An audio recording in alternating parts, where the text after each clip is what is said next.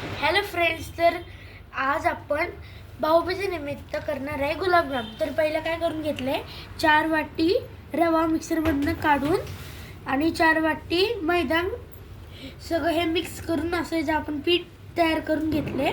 आता हा जो खवा आहे तो याच्यामध्ये बारीक करून घालायचा आणि मग गार दूध घालून ते नीट मळून घ्यायचं. स्मॅश करून मी सगळं खवा घातलेला आहे. आता थोडंसं एकत्र करून घ्यायचं.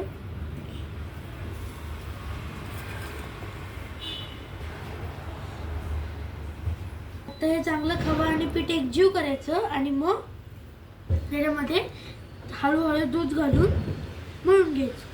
तर आता तुम्ही बघू शकता अशा प्रकारे आपलं पीठ झालेलं आहे. असं उबडधोबडच होतं. मग आपण त्याच्यामध्ये आता दूध घालून घेऊ.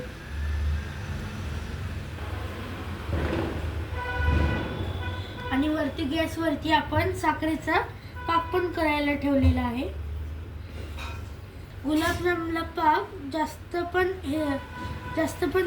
घट्ट नाही, फक्त एक तारीचा पाक करायचा.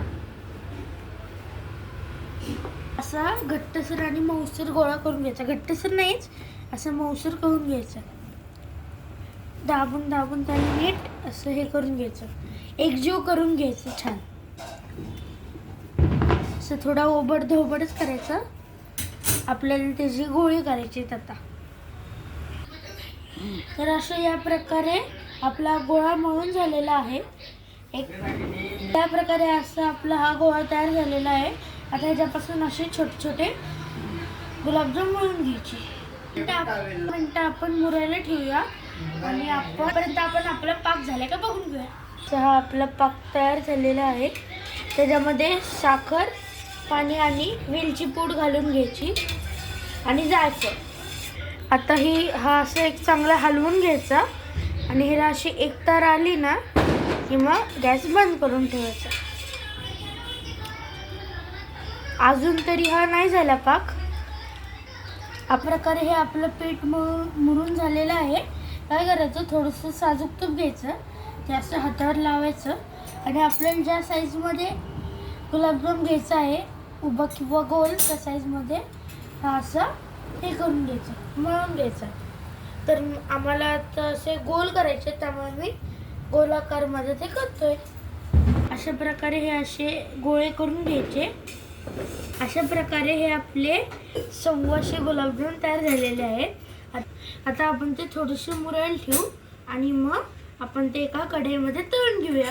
तर प्रकारे हे आपले गुलाबजाम करून झालेले आहेत. आता मी इथं तेल पण गरम करायला ठेवलेलं आहे. मंद आचेवर तेल गरम करायचं आणि हे जे आपले गुलाबजाम आहे तो मंद आचेवर तळून घ्यायचे. गणपती बाप्पा मोरया, मंगलमूर्ती मोरया.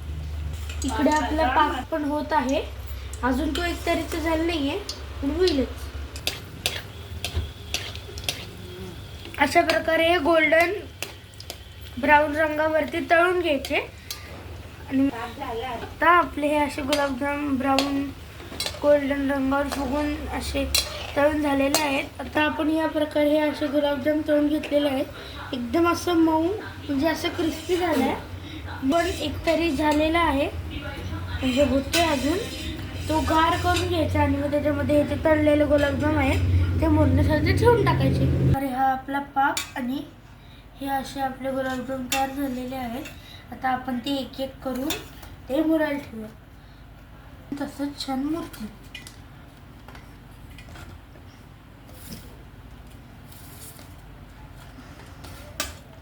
हे असे आपले गुलाबजाम रेडी आहेत.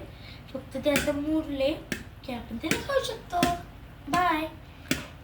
आई, हॅपी दिवाळी.